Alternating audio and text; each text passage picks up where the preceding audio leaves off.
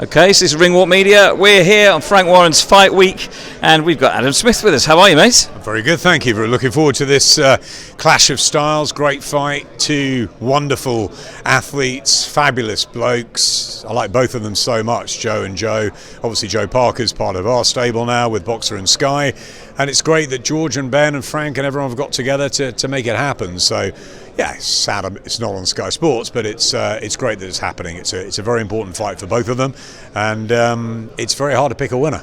Yeah, Joseph Parker, he's looking probably the best form of his life, isn't he? He is. I've got a big soft spot for Joe. Obviously, he's been a B-side at times when we've had Anthony Joshua and Dillian White, those sort of fights. He lost both of those. It was very close against Dillian. But he's unbeaten since. He's joined forces with Andy Lee. He's looked very good against Derek Chisora, particularly the second time. And he's just a pleasure to work with. He's great, and we know his family and his team so well. It's almost like he's an adopted Brit over here with Tyson Fury and the whole sort of setup in Morecambe. So yeah, he's looking in great shape. Andy is one of the most knowledgeable boxers, fighters, trainers, people in the sport, and has been since he was, I don't know, yay high. I mean, coming up the Emmanuel Stewart way, and you got to listen to him very carefully. And I think he's had long enough now with Joe Parker. I think before he didn't have him for very long, before that first Chisora fight. Now he's had him for sustained periods. I expect to see a further improvement from Joe Parker, and if he improves again, and if he uses his legs like Andy wants him to use his legs, he can win this fight. But it's a tough one because Joe Joyce is undefeated, underrated boxing technique as well, and obviously it's very difficult to fend off.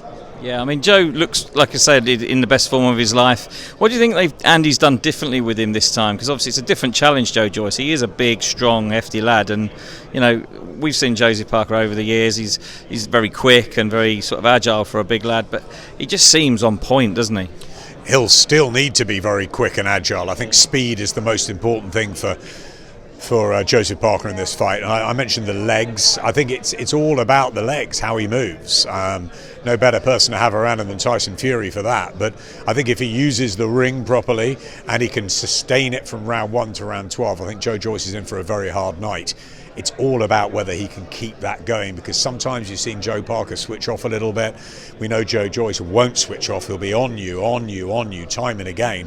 And I'm not sure Parker has that power to continually trying to keep Joe Joyce off him. So he's going to have to do something differently, which is, for me, in and out, trying to paint the old boxing picture, utilise skills, speed.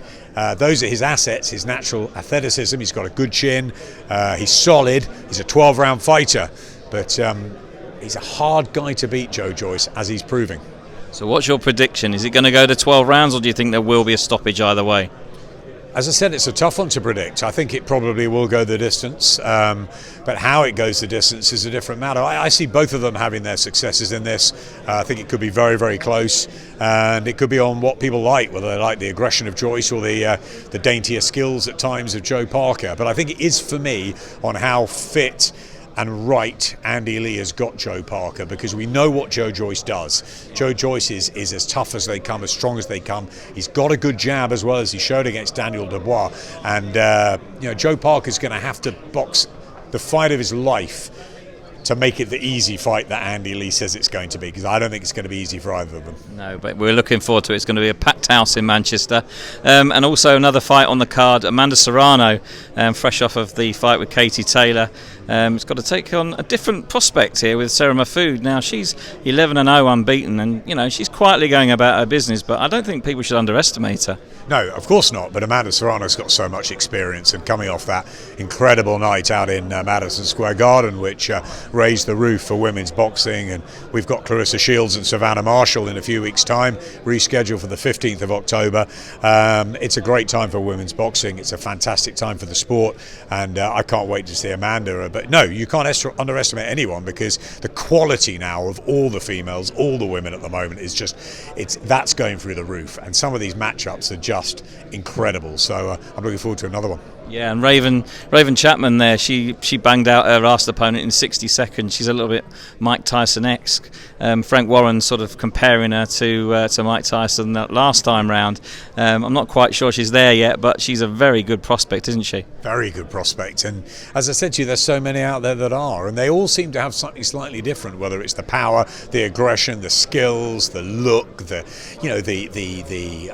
pedigree. There's so many have come through from the Olympics. I mean, you look at Lauren Price and Caris Artingstall and Caroline Dubois, are 3 Olympians, and they are just. I think they're all going to become world champions, maybe multi-world champions as well. So it's a very, very bright future, and I think on October the 15th we celebrate women's boxing. It's great to see that Ben Shalom working with Frank and George here, Queensberry and Boxer coming together, and I know Top Rank have got an interest in this as well as Lou DeBella. But you take our fight on October the 15th with Clarissa and Savannah and Michaela and Alicia.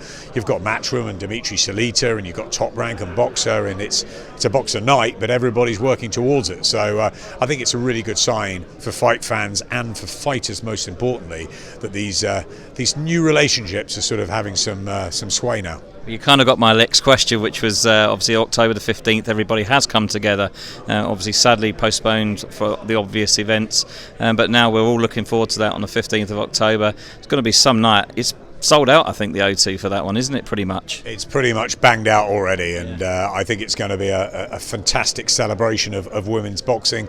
As you said, a very difficult week for everybody, but the right decision was made by Robert Smith and the board.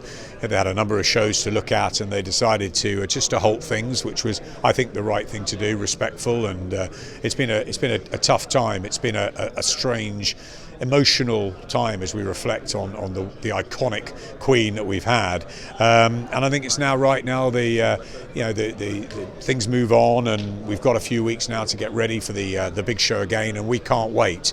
Clarissa Shields, Savannah Marshall, fantastic night at the O2.